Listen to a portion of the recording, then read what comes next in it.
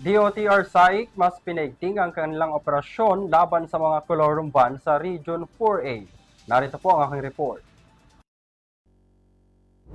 Pinaigting pa ng Department of Transportation Special Action and Intelligence Committee for Transportation o DOTR SAIC ang crackdown laban sa mga colorum na van sa Region 4A.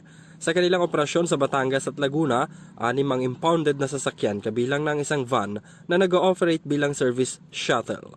Ayon pa sa SAIC, 7 ang may violation na illegal na nagmamasada habang walang LTFRB permit, walang mga dokumento at rehistro ng kanilang sasakyan. Ilan sa mga nahuli ay naniningil ng 25 pesos kada pasahero kada biyahe. Paalala ng SAIC mag-ingat sa mga pagsakay dahil hindi na inspeksyon ang mga ito at hindi na test ang kanilang roadworthiness sa kalsada para masabing ligtas na pumasada.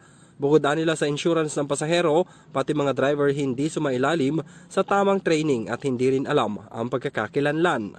Para sa EuroTV News, ako si Henry V. Nicolas, sumasaludo sa bawat Pilipino.